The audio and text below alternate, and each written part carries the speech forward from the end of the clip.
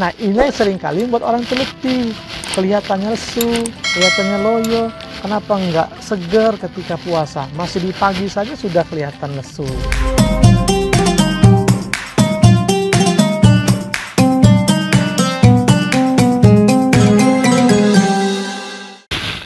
Assalamualaikum warahmatullahi wabarakatuh. Alhamdulillah, salatu wassalamu rasulillah. Saudaraku, Allah Subhanahu wa Ta'ala mewajibkan kepada kita, tentunya orang beriman, untuk berpuasa. Boleh jadi puasa ini puasa yang sudah sekian kali kita jalani sepanjang usia kita, sepanjang kesempatan yang telah diberikan kepada kita. Bahkan tahun ini dalam kondisi yang masih pandemi, alhamdulillah Allah masih memberikan kita kesehatan. Tentunya ini harus menjadi kesyukuran. Ini adalah nikmat dari Allah Subhanahu wa Ta'ala yang luar biasa, yang Allah masih menunjukkan, memberikan kebahagiaan kepada kita untuk bisa berpuasa. Karena orang beriman tentunya akan berbahagia, bersyukur dengan dihadirkannya kembali bulan Ramadan. Dan kita tentu setelah menjalani fase di mana kondisi yang sulit di tahun belakang, bahkan mungkin sampai sekarang di tengah masa pandemi, tetapi lagi-lagi Allah masih memberikan kita kesempatan dan kebaikan. Nah, oleh karenanya puasa yang kita lakukan selain memang dalam rangka untuk mendapatkan ketakwaan, dalam ayat disebutkan la'allakum tattaqun, Al-Baqarah 183 yang paham, populer, yang familiar dan sering disampaikan terkait dengan perintah melaksanakan ibadah puasa. Nah, tentu selain untuk mendapatkan ketakwaan itu, puasa yang sedang kita jalani ini juga berkaitan dengan fisik, ya. Fisik kita, kesehatan fisik kita.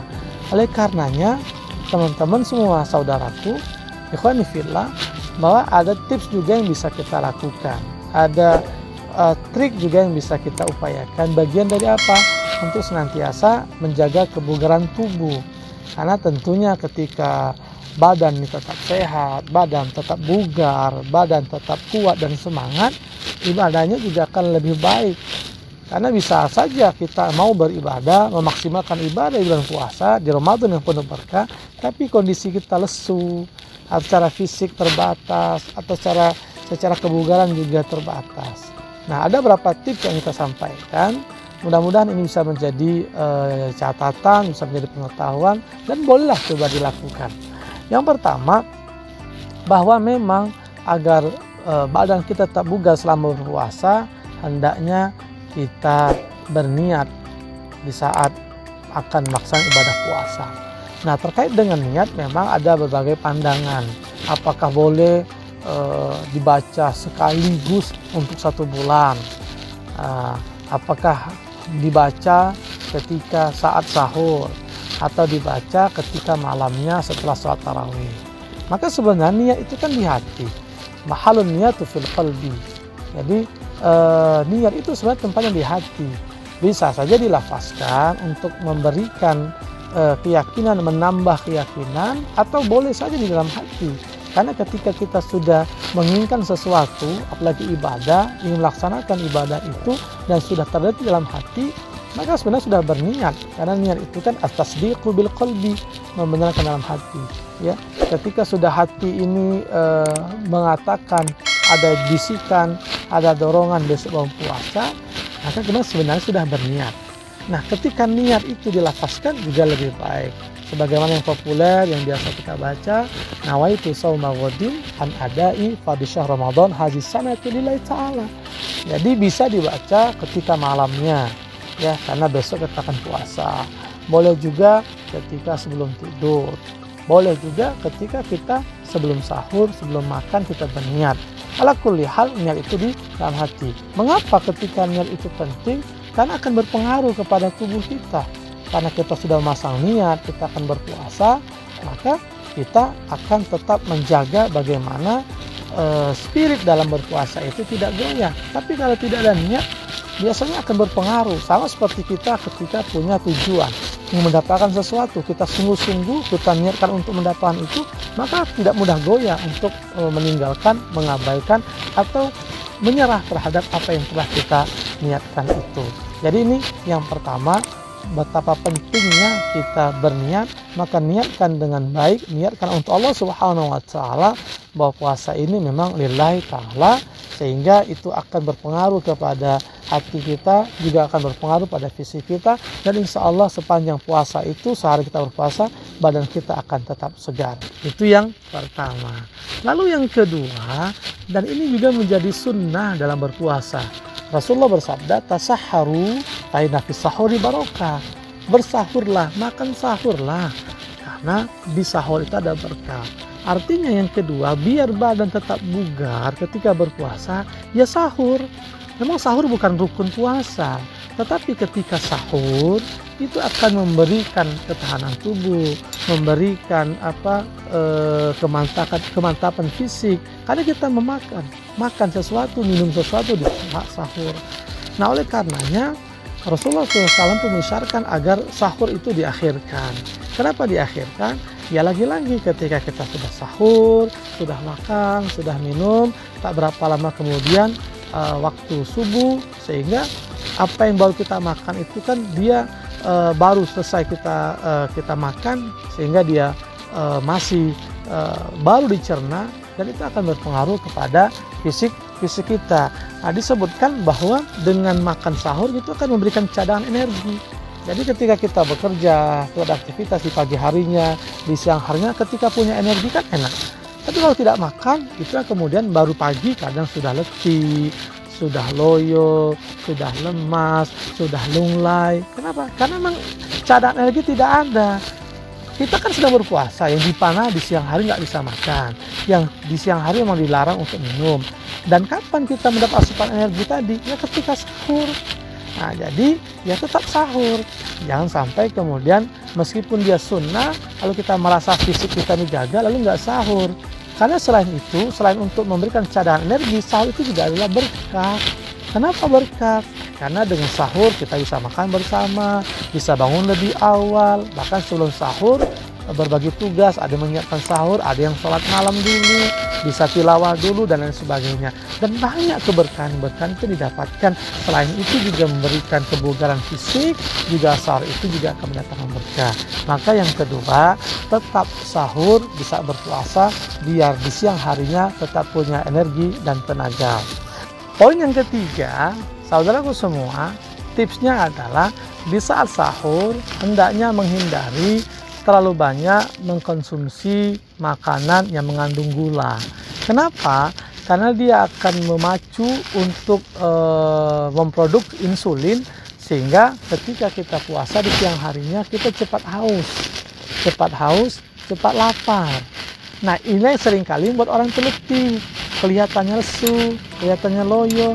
Kenapa enggak segar ketika puasa? Masih di pagi saja sudah kelihatan lesu. Belum sampai sore saja sudah kelihatan payah. Sementara kita ini bekerja, punya aktivitas masing-masing misalnya. Maka menghindarkan dari banyak mengkonsumsi gula, itu ternyata jadi baik ketika di siang harinya. Oleh karena silakan dimakan, diperbanyak protein. Ya. Protein itu malah akan memberikan ketahanan lebih baik dibanding kita banyak mengkonsumsi gula. Ya. Bukan berarti nggak boleh sih.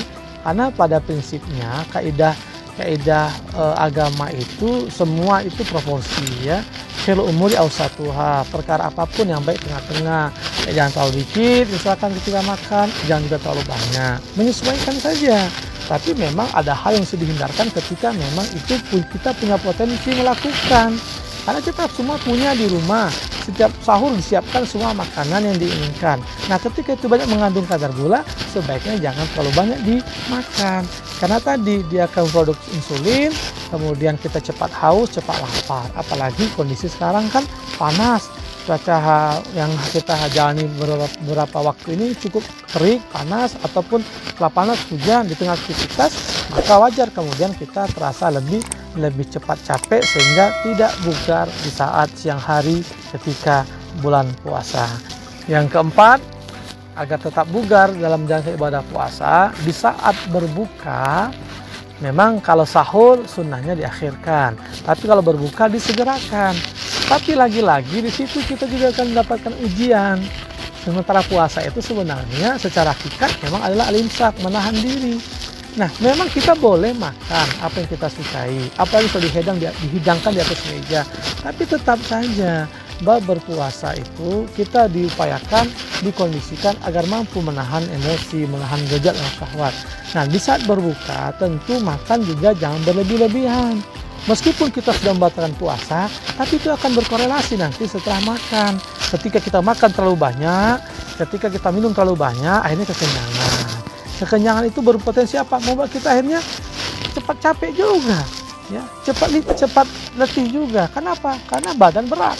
Sementara kita ada ibadah lain, ada sholat maghrib, setelah itu juga masih ada sholat isya, dilanjutkan dengan sholat tarawih, bahkan kalau melanjutkan dengan tadarus Al-Quran. Oleh karenanya jangan pula kita di saat berbuka makan terlalu berlebih-lebihan. Kulu washrobu wala tusrifu. Kan begitu kata Allah. Makanlah, minuman, jangan berlebih-lebihan. Karena seringkali kita mengikutkan apa yang menjadi nafsu untuk makan, sehingga semua dihidangkan, semua makanan, semua minuman. Padahal kalau sudah berbuka dengan yang manis saja, karena malah disunahkan menggunakan yang manis. Beda ketika sahur, menghindarkan yang mengandung gula, sementara ketika berbuka kita dianjurkan menggunakan yang manis. Makanya Rasul pun menggunakan kurma ketika berbuka puasa. Ya, kita menyesuaikan, kalau ada kurma tidak apa-apa, atau air teh ya secukupnya, atau ada makan lain yang manis, yang itu juga akan mengembalikan energi kita ketika kita berbuka, tapi tetap dengan tidak berlebih-lebihan. Saudaraku, ini yang kelima. Nah, ternyata agar badan tetap bugar di saat berpuasa, dan memang puasa tidak menjadi alasan untuk kita tetap beraktivitas, adalah berolahraga. Catatannya adalah selama ini sebagian kita kadang berolahraga itu setelah subuh, ya, setelah sahur, kemudian saat subuh jogging, ada main sepeda, kalau anak kita ada main bola dan seterusnya. Padahal itu enggak bagus sebenarnya. Bukan saat itu. Yang paling bagus itu adalah sejam atau 2 jam lebih kurang menjelang berbuka. Berarti setelah sholat asar. Bolehlah jogging-jogging, jalan-jalan, atau yang punya kebiasaan olahraga ringan, atau mungkin ada yang mau main tenis, main basket, ya menyesuaikan saja. Tapi juga jangan terlalu berlebihan, jangan dipaksakan. Karena kenapa? Karena kita masih ada ibadah. Niat kita kan untuk menjaga kebugaran, biar tetap fit, tetap sehat ketika puasa. Beda kalau di bulan puasa kita main sesuka-suka kita, karena kita bisa minum, bisa makan. Lah sementara puasa kan nggak minum, nggak makan. Jadi bisa setelah asar setengah jam olahraga. Jadi 1 atau 2 jam lebih kurang menjelang berbuka itu baik untuk kita berolahraga agar tak menjaga kebugaran di saat berpuasa. Dengan catatan olahraganya jangan yang berat-berat. Itu yang kelima. Dan yang terakhir, menjaga kebersihan gigi dan mulut. Nah, kenapa ini penting? Ya, kita ini kan tidak makan nih ketika puasa, tidak minum nih ketika puasa. Apalagi ketika setelah sahur kita makan, minum, maka jangan sampai tidak menggosok gigi. Ya, itu kan akan memberikan stimulan sendiri ketika kita puasa. Mulut kita ini tidak makan di siang harinya, akan ada potensi mengeluarkan sesuatu yang memang tak enak dicium atau dirasa. Tetapi kemudian dengan kita menjaga kesehatan gigi, kebersihan mulut, itu juga akan memberikan kenyamanan kita dalam beribadah, termasuk puasa itu sendiri. Oleh karenanya jangan sampai ketika sahur atau setelah subuh tidak bergosok gigi.